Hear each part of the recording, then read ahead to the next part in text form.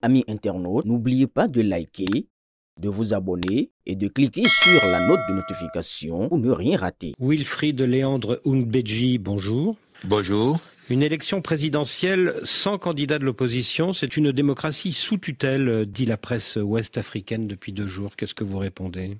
Toute élection dans tout pays obéit à des règles. Et chez nous, le parti d'opposition qui a satisfait aux conditions prévues par la loi est qualifié pour y prendre part. Et logiquement, celui qui n'y a pas satisfait ne l'est pas. Donc, c'est exagéré que de dire que l'élection présidentielle à venir se déroulerait sans parti d'opposition. À l'origine de l'exclusion du candidat du Parti Les Démocrates, il y a un défaut de parrainage. Mais en fait, tout ça a été provoqué par un changement de loi électorale. En mars 2024, vous avez haussé la barre des parrainages d'élus nécessaires pour être candidat à une présidentielle. Elle est passée de 16 à 28 parrains et beaucoup d'observateurs disent que c'était précisément pour piéger le Parti Les Démocrates.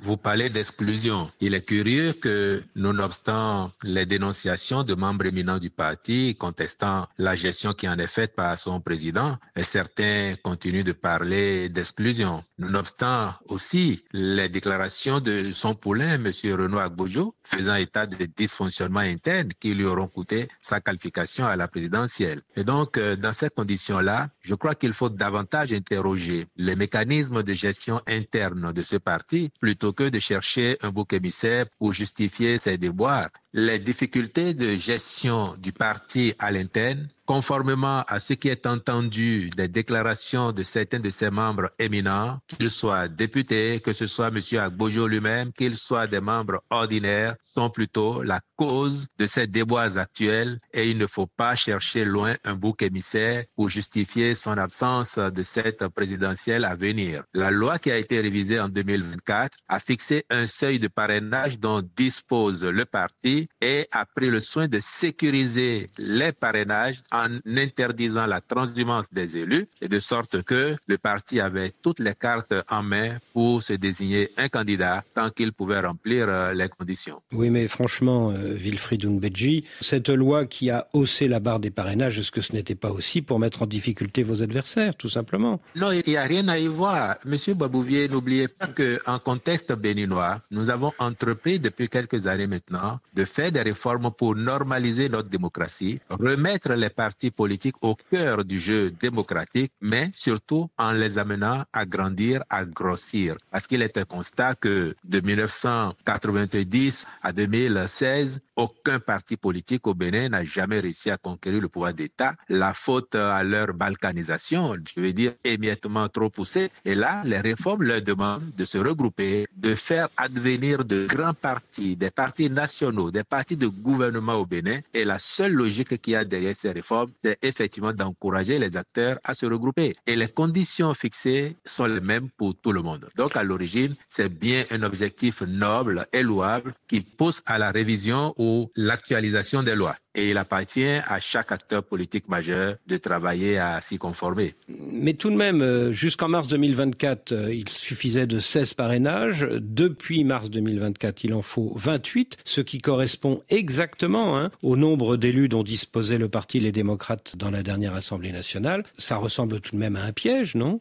Il n'y a pas de piège parce que la majorité qui a fait la relecture de cette loi en la présence constante de la minorité, donc des députés LD, aurait pu prévoir également un seuil plus important. Et pourtant, elle a tenu compte du nombre de parrains dont disposait et dont dispose le parti LD pour corriger la loi. De sorte que si on avait fait beaucoup plus, on nous aurait dit dès l'origine, ça c'est pour exclure tel et tel. Alors, quoi qu'il en soit, à partir du moment où le nombre de parrainages nécessaires correspondait exactement au nombre d'élus du Parti Les Démocrates, le parti LD, il suffisait de la défection d'un seul de ces élus pour que le candidat LD soit exclu. Ce député, c'est le député Michel Sodjinou. Il a donc fait défection. Qu'est-ce que vous lui dites aujourd'hui? Bravo, monsieur le député, c'est un joli coup? Non, nous n'avons aucun jugement de valeur par rapport au comportement d'un député qui appartient à un parti qui n'est surtout pas un parti qui soutient la majorité présidentielle. Je crois qu'il faut encore une fois interroger la gouvernance de ce parti. S'il sait qu'il a le nombre juste de parrains,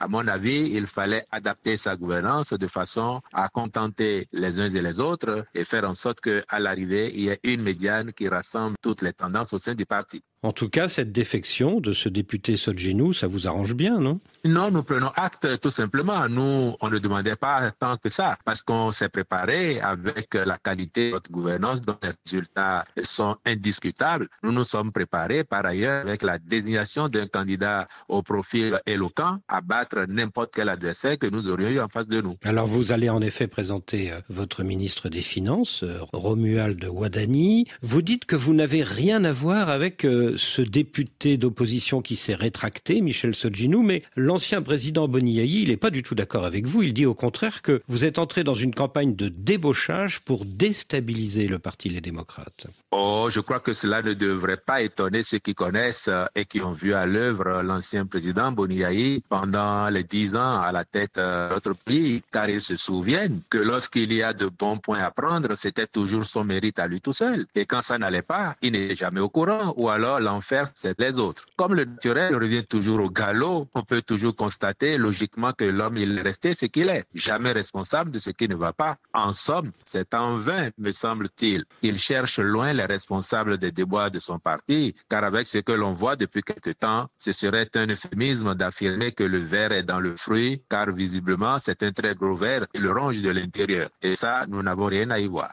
Mais ce député Michel Sotjinu, il ne va pas bénéficier désormais d'avantages matériels pour ce qu'il a fait? Ah bon? Et de la part de qui? C'est ce que laisse entendre en tout cas l'ancien président Boni Yayi.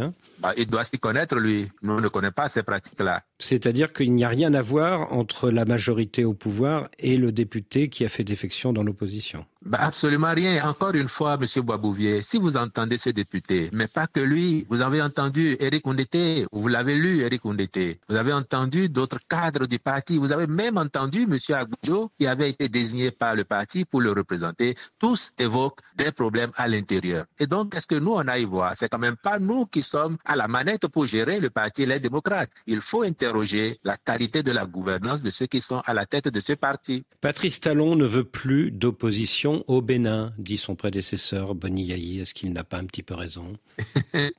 Ouais, ça fait rire. Monsieur Talon finit dans 7 mois et c'est pour 7 mois qu'il ne voudrait pas avoir d'opposition alors que pendant plus de 9 ans, il a affronté l'opposition en ce qu'elle avait de plus perverse ici. Et j'imagine que, comme le président de la République l'a dit face aux jeunes qu'il a rencontrés le 28 juillet dernier à Cotonou, il faisait la réflexion qu'il souhaiterait bien qu'après lui, la classe politique trouve moyen de se mettre ensemble pour promouvoir le développement du pays. Parce qu'il a rappelé que les confrontations entre lui et son prédécesseur, les querelles qui retardent même le développement, une fois qu'il serait parti de la scène, il n'y aurait plus de raison pour ceux qui viendraient après de s'accrocher. En 2021, vous avez fait arrêter la candidate du Parti Les Démocrates, Rekia Madougou, qui a pris 20 ans de prison et qui y est toujours. Pour 2026, la justice a exclu le candidat du même Parti Les Démocrates, Maître Agbodjo. Est-ce qu'il n'y a pas un peu d'acharnement contre ce parti? Premièrement, les personnes qui ont été interpellées et qui sont en prison après avoir été jugées se sont rendues coupables de faits attestés et étayés par la justice. Secondement, la justice n'a pas exclu le candidat du Parti Les Démocrates. Le Parti Les Démocrates n'a pas rempli les conditions fixées par la loi pour avoir un candidat à la présidentielle. La justice a fait que constater le défaut pour ce parti de remplir les conditions exigées par la loi. Et dans toutes les démocraties, c'est ce qu'il se passerait.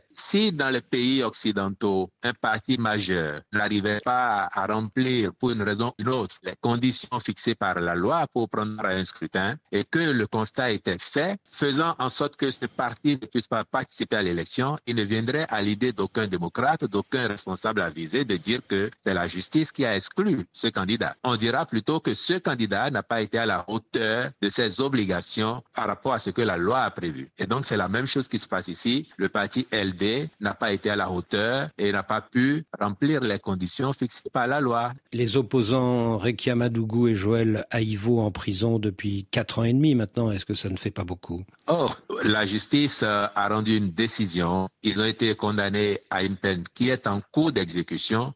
Il n'y a pas à considérer que 4 ans et demi, c'est beaucoup. De toutes les façons, le temps passé déjà en prison vient en déduction de la peine et le reste tiendra compte de cela. Et il m'a semblé que ce soit en France, que ce soit aux États-Unis ou ailleurs, il est aussi arrivé des cas de condamnation d'acteurs politiques et qui ont des peines qu'ils devront exécuter. Pour trouver une solution à la candidature Gbodjo, l'ancien président Boni Yayi est allé voir le président Patrice Talon il y a une semaine au Palais à Cotonou. Il a cru que cela permettrait de trouver une issue, mais le pouvoir n'a pas bougé. Il n'y aura pas de candidat les démocrates en avril prochain. Est-ce à dire qu'il n'y a plus de dialogue politique possible au Bénin? Mais cela devrait vous paraître curieux qu'un chef de parti, qui plus est d'opposition, aille demander au président de la République de l'aider à trouver une solution à un problème interne. Ça n'est pas de la compétence du chef de l'État. Je n'ai pas été dans la réunion, mais je n'aurais pas été surpris de l'entendre dire à son interlocuteur que cela ne relevait pas de ses compétences. Boni Yayi n'est pas un homme politique comme un autre, c'est un ancien président. Oui, mais vous voyez bien le mélange des genres entre l'ancien président et le chef de parti, lequel se déplace, on apprécie en fonction des sujets à débattre et en l'espèce, il me semble encore une fois que c'était un sujet particulièrement partisan et personnel aux démocrates. Donc pas de solution politique sur la candidature Gbodjo. Je crois que la solution n'est pas de notre côté. Le parti aurait dû prendre toutes les mesures pour s'éviter les déboires qu'il connaît actuellement.